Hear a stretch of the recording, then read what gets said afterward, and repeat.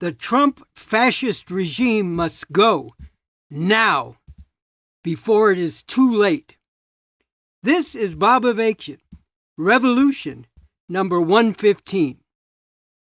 On Sunday, April 27th, refusefascism.org is holding emergency assemblies in New York, Chicago, and Los Angeles, bringing people together to wrestle with the decisive question of how to stop the Trump fascist regime. Refuse Fascism is based on the orientation that in the name of humanity, we refuse to accept a fascist America.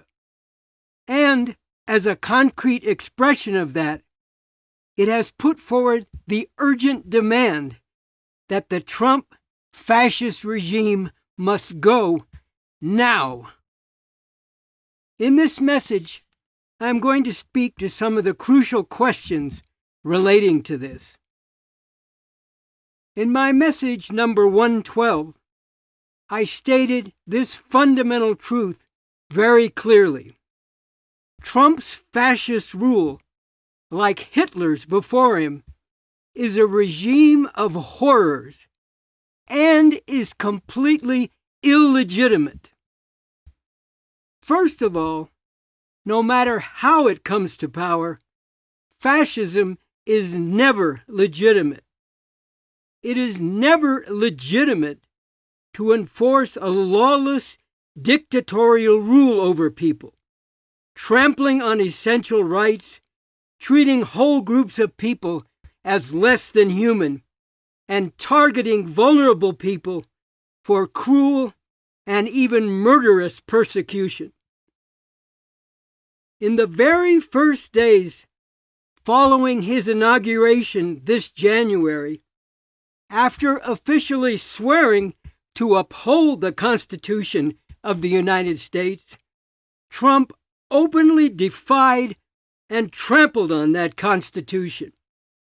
He issued an executive order that was in direct opposition to the 14th Amendment to the Constitution, which establishes that everyone born in this country is a citizen of the country. This amendment is not a policy. It is part of the Constitution itself. When this amendment was passed, right after the Civil War, one of its most important purposes was to guarantee citizenship to former slaves. And by its very clear language, this amendment guarantees citizenship to everyone born in the U.S. If Trump wanted to legally and constitutionally change this, which itself would be a very bad reactionary move, he could try to do so by following the procedures for amending the Constitution that are set forth in the Constitution itself. But that is just the point.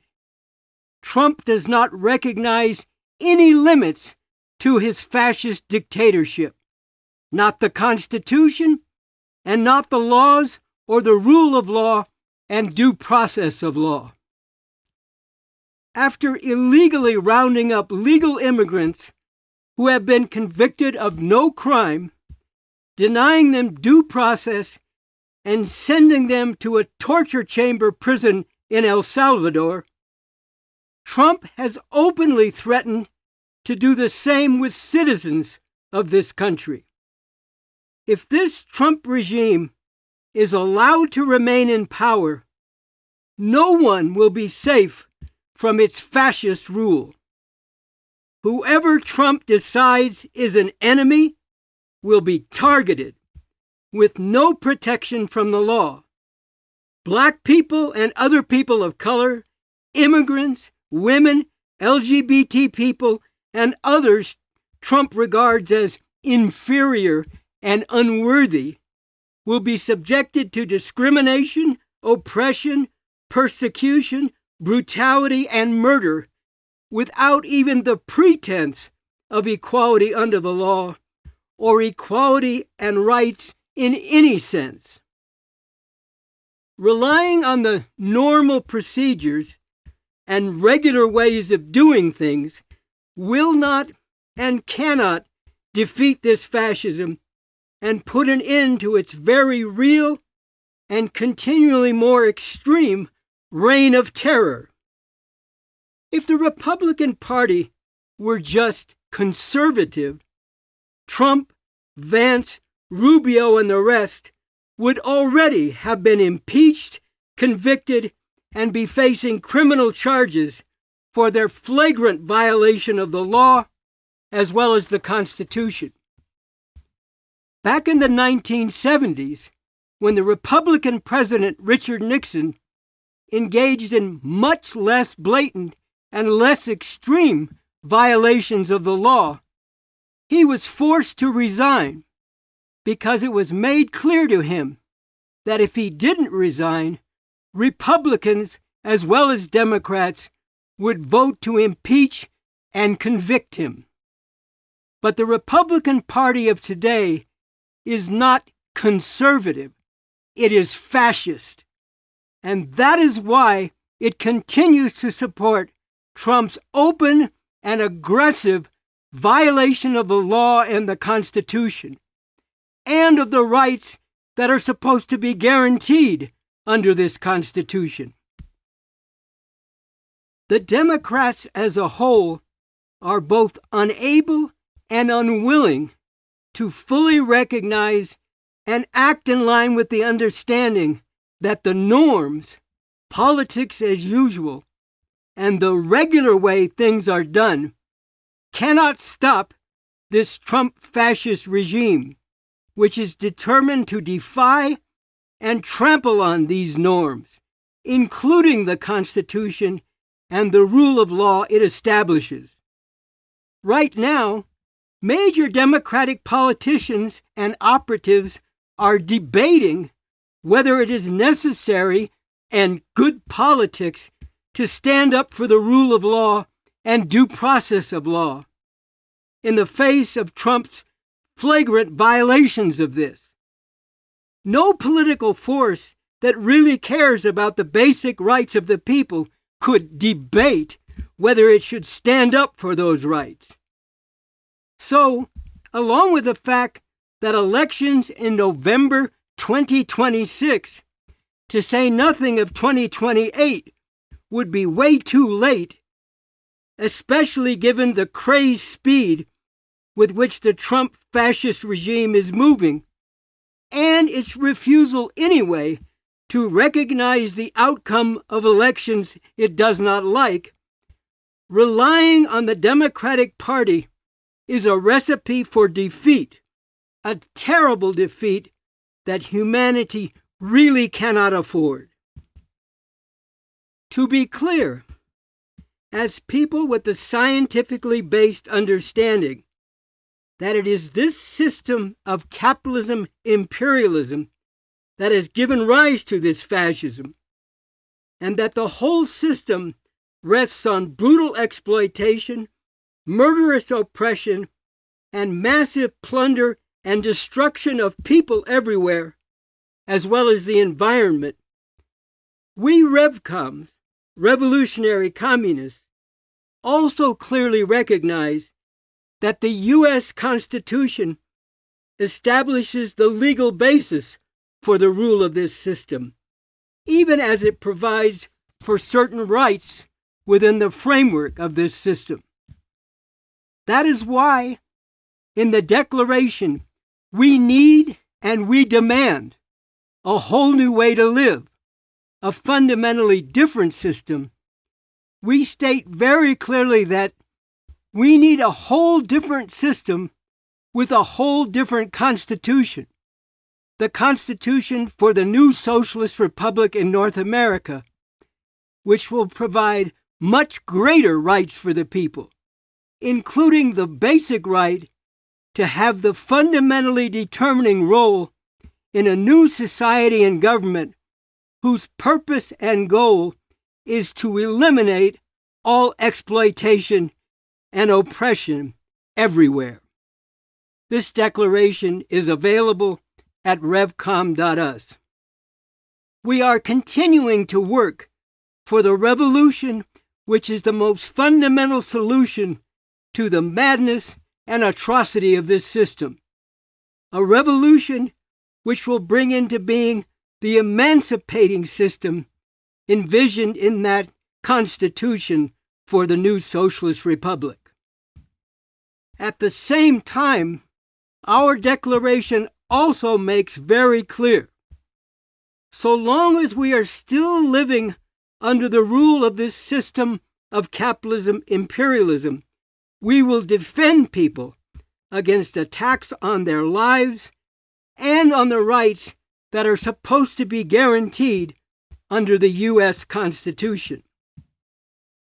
Right now, facing the fascist juggernaut of the Trump regime, defending the rights that are supposed to be guaranteed under the U.S. Constitution, and defending people who are subjected to lawless violation of those rights by the Trump regime is all the more crucially important, is really a matter of life and death. In the most basic terms, this means and requires actually defeating this fascist regime, putting an end to its rule with its very real and increasingly undisguised reign of terror.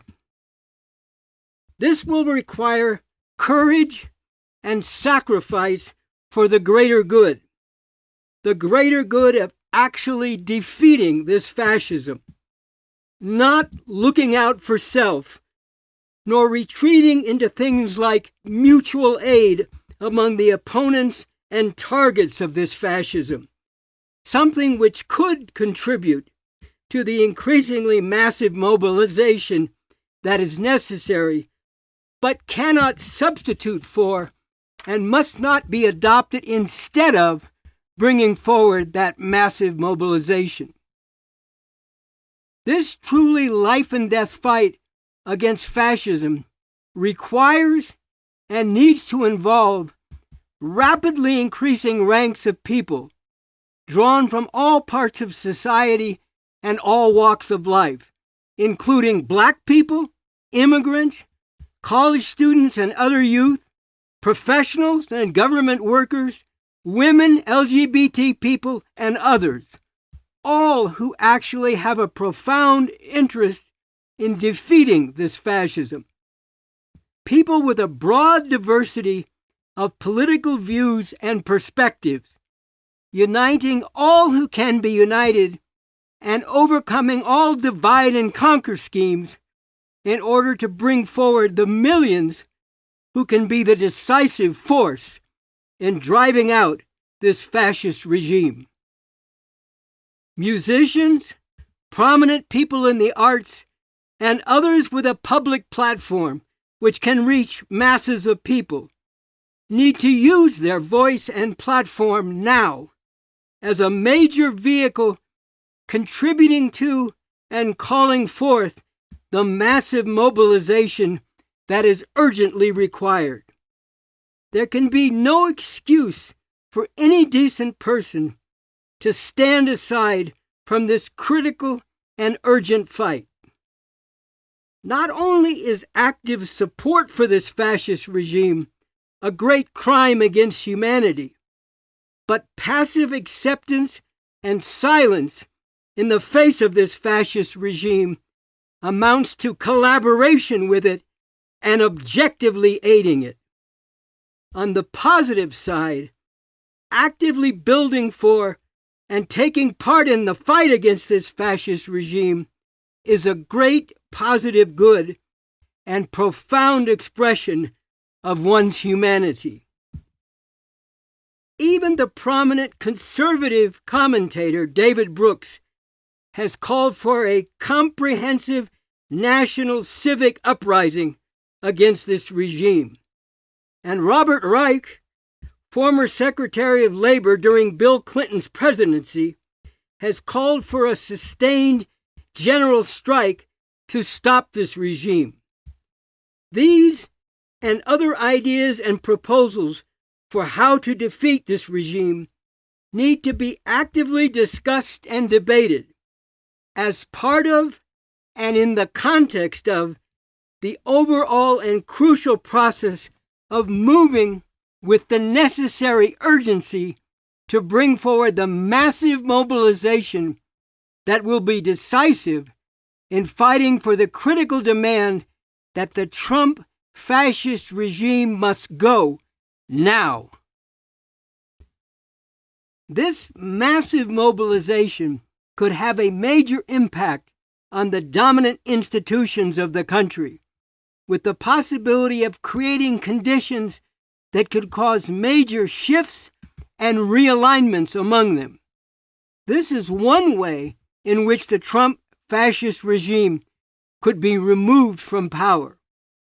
But one way or the other, this regime must go, and nonviolent but determined, sustained, and growing mass mobilization needs to be built as the bedrock force to bring about this crucial and urgent objective as soon as possible before it really is too late. In the name of humanity, we refuse to accept a fascist America. The Trump fascist regime must go now.